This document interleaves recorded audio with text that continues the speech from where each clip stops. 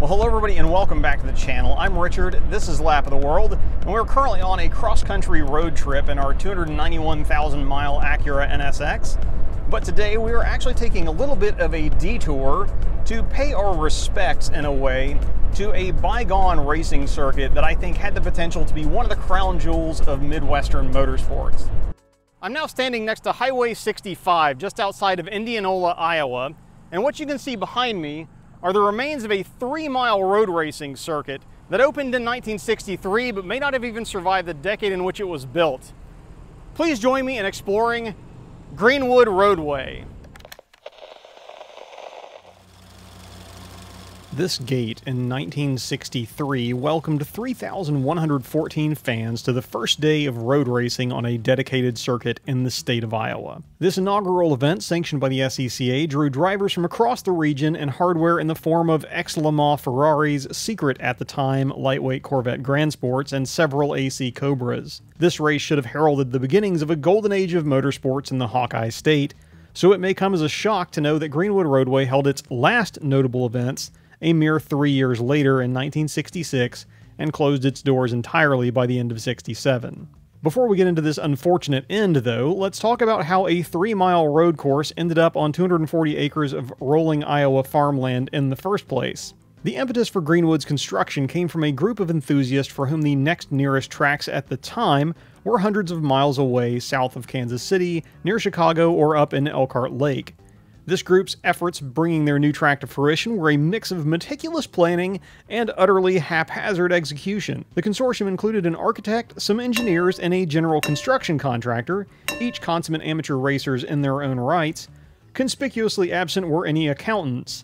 You see where this is going. The land was purchased in 1962 and planning started in earnest. Greenwood Roadway was one of the first road courses in the US to actually have architectural plans drawn up specifically for the land on which it was to be built prior to breaking ground. Previous to this, the widely used method for planning a track layout involved a surplus Jeep, some tall stakes, and the regional liquor of preference. The landowners, maybe assisted by a famous driver, would then bounce around the acreage, planting the stakes and drinking the booze until things looked about right. Most times it worked out. Those initial plans for Greenwood Roadway were of modest scale, but by the time the proposals went public, it had ballooned into what we might call today a full-blown sports entertainment complex that included restaurants, hotels, and non-automotive recreational options. There is some debate about the nature of those extravagant plans. Were they really the intention, or were they pie-in-the-sky hype to help with funding? I mentioned the lack of accountants earlier. The plan to pay for all of this, well, there really wasn't one at first, it seems. At some point in 1962 or 1963, information varies by source, it became apparent that private ownership was not going to work, so the group incorporated as Greenwood Roadway Incorporated and offered shares at a few bucks apiece. The stock launch was keynoted by Jim Kimberly, one of the heirs to the Kimberly-Clark Empire and then president of the SCCA. The local and regional media did their part, and Greenwood Inc. ended up selling at least enough shares to cover the $300,000, roughly $2.5 million in 2021 money, needed to complete basic construction. Grading and site prep wrapped up in late 1962, and paving was slated for the spring of '63. Unfortunately, a long winter and dwindling funds meant that the track was in a race against time to open during the summer of '63 to start bringing in revenue. This led to hasty pitches to investors and some equally hasty construction practices. The latter would play at least some part in the track's eventual failure, but for the moment, these efforts worked. The track and paddock were mostly finished on time, and we're back to those gates opening in June of 1963 for an SCCA regional event. Similar to the track's construction, this first event was more or less put together at the last minute on a shoestring budget, with people calling in favors and all the promotion that the track managers could afford hitting the press. That first event pulled in the aforementioned 3,100 spectators for Saturday races and a claimed 10,000 the following Sunday for the feature races. Following that opening weekend, the track received high praise from the majority of drivers who described the 3.2-mile circuit as, quote, extremely challenging and demanding, with one reporter espousing the circuit as, quote, a 3-mile beauty that promises to be one of the nation's best, end quote. Unfortunately, that enthusiasm did not hold for the spectator side of the equation. Iowa in midsummer can get hot, something that Liz and I can confirm firsthand. We were only on location briefly, but I was already perspiring by the time we packed up to continue our westward journey. Given that the money had run out well before completing the proposed swimming pool, pagodas, and air-conditioned restaurants, the crowds were left to find whatever shade they could, with far fewer trees than are visible now. Motorsports fans in Iowa were also used to circle track racing, where they could at least plop down in one place and see all the action, versus a road race where you have to kind of move around a bit to get the whole flavor of the place. Bear in mind, this is just 10 years out from the first ever live broadcast of a Formula 1 race, and there were no jumbotrons or live timing apps. So a treat for drivers, but with tepid fan response, the opening weekend was an on-track triumph, but a boardroom failure. The following event that September pulled in 21,000 fans for the weekend, but with only 2 major events that season, by the end of 1963 the track was already in financial straits. Rather than cut back or throw in the towel though, the track management decided to swing for the fences and managed to book 1964 dates for both the USRRC, one of the hottest tickets in sports car racing at the time, and AMA motorcycle racing, as well as a 1965 date for USAC's Stock Car Series. USAC was at the time basically the HD DVD to NASCAR's Blu-ray before either one won. In the meantime, improvements were undertaken to help the spectator situation in the form of a PA system and expanded concessions availability to help keep the fans both engaged and hydrated. 1964 marked the pinnacle of racing at Greenwood Roadway, with a May event pulling in big crowds and big fields in spite of some wet weather. The mixed Formula car race even included an XF1 Maserati on the grid. The marquee event, though, came just a month later. The USRRC, or US Road Racing Championship round, kicked off on July 18th and featured people you have heard of. Carroll, Shelby, Jim Hall, and others brought teams of Cobras, King Cobras, Chaparrals, Porsche 904s, and the like, filling out a 30-car grid. Drivers included several regional hot shoes, as well as the aforementioned Shelby, Jim Hall, Ed Leslie, Bob Markley, Chuck Parsons, and a pre-GT40 program, Ken Miles. The race drew in over 18,000 spectators alone, provided some dramatic action, with eventual winner Leslie's King Cobra edging Jim Hall's ailing Chaparral for victory. 1965 looked like things were only going to get better, with a 7-race schedule including the usual SCCA regional races, the aforementioned USAC stock car race, the return of the USRRC, and more bike and kart races to help pay the bills. Unfortunately, this is where things take a serious turn for the worse. Some surface irregularities were noted during the last races of '64, and things didn't get any better after a freeze-thaw cycle over the winter. It was discovered that in the haste to get the track ready for the summer in 1963, the pavement had been applied too thin in places and inconsistently in others. The water management scheme also hadn't been completed, so runoff was free to attack the edges of the tarmac. The result was the track beginning to collapse at the edges and becoming rutted or washboarded in the middle. The show went on at least for the first half of 1965, with the surface being patched as needed, but things came to a head after the stock car race in June. That race drew a crowd 7,000 strong and featured the likes of David Pearson, Paul Goldsmith, and Norm Nelson. Nelson took the top step of the podium, but Pearson set what is still the highest recorded straight-line speed at the track of 150 miles an hour. Unfortunately, in all the excitement, the big-bodied stock cars took a toll on the already ailing track surface. Staring at $30,000 in needed repairs and $25,000 needed to host the USRRC race the following month, Greenwood Roadway Incorporated had to throw in the towel. The USRRC event was canceled, and the rest of that season was limited to bikes and karts. In August, the track declared bankruptcy. While in administration, one more SCCA event was held in July of 1966, and that was the last race of note at Greenwood Roadway.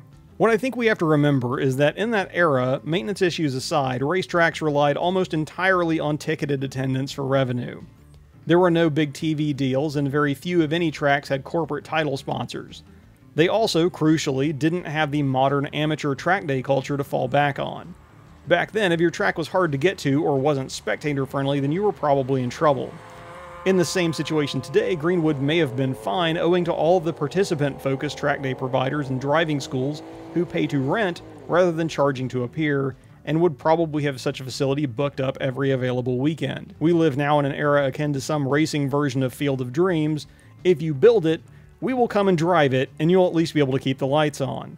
This culture is effectively what brought Virginia International back from the dead, and what has led to the refurbishment at Nelson Ledges, the latter a track of similar vintage to Greenwood Roadway. Now, let's take a breath after a heavy history lesson and get back to present day, or at least move up a half century. This might be news, or it might be how you ended up watching this, but our 50-year-old derelict circuit here was involved in something of an esports era conspiracy theory.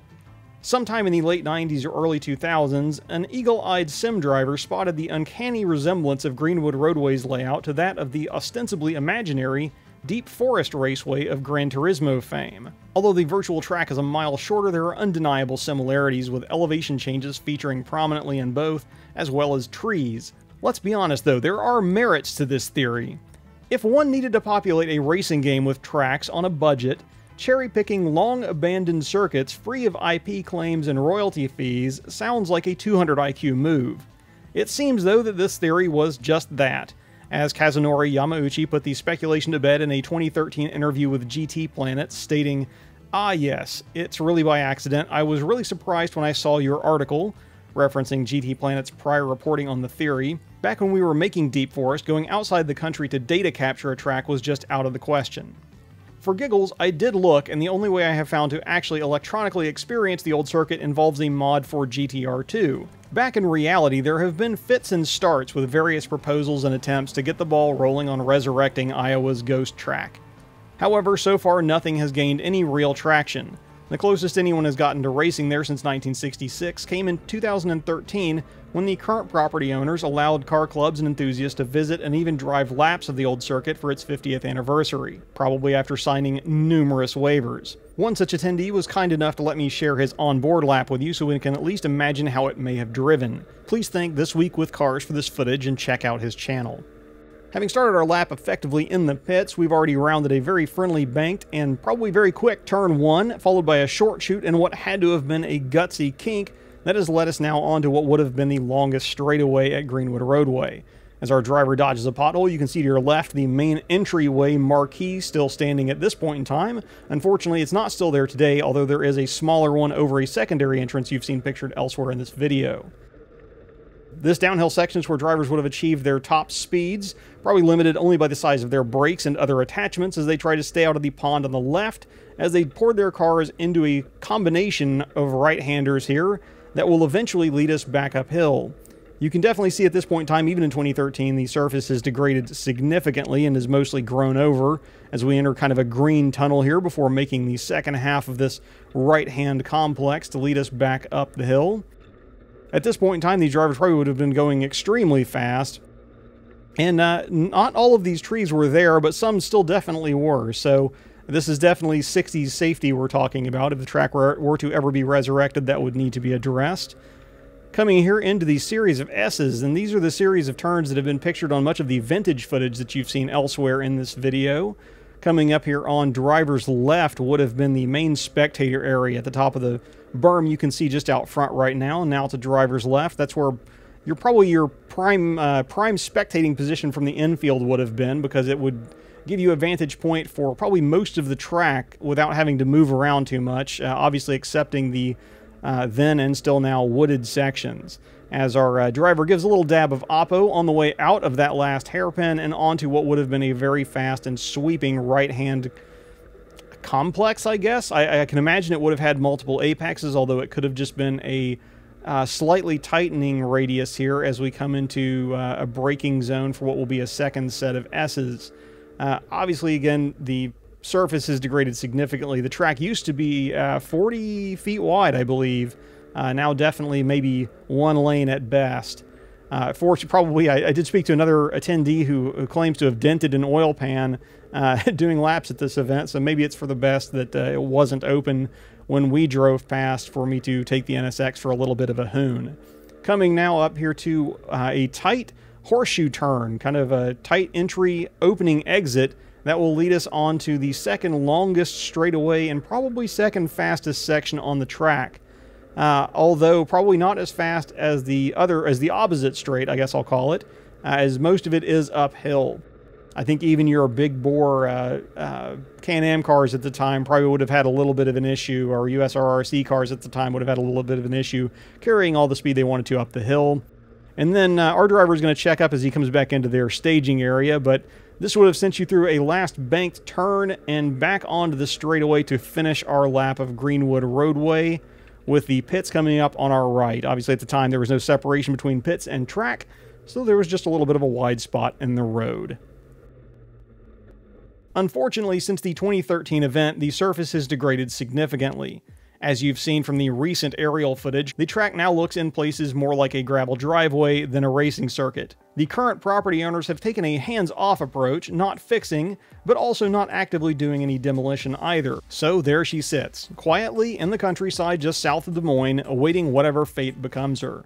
Slowly fading back into nature, eventual redevelopment, or with a lot of luck and even more money, it might be resurrected in friendlier times to give Iowa road racers and enthusiasts a place to call home. Now, my original plan was, of course, to get out and take a walk around the old circuit myself, as I did with Augusta International a couple years ago. However, unlike Augusta, Greenwood Roadway is on private property, and it seems that the actions of some have ruined it for the rest of us, and that there is currently a moratorium on visitation inside the facility. Now, respecting their wishes, at no point during our filming did we trespass past the fence line of their property. That being said, if the situation ever does change in the future, say for instance a 60th anniversary, maybe celebration in 2023, rest assured I would be one of the first in line to get out and walk around and tour the old circuit myself. But fingers crossed until that happens, and until next time, I'm Richard, this is Lap of the World, and we will see you in the next video, if not at the track.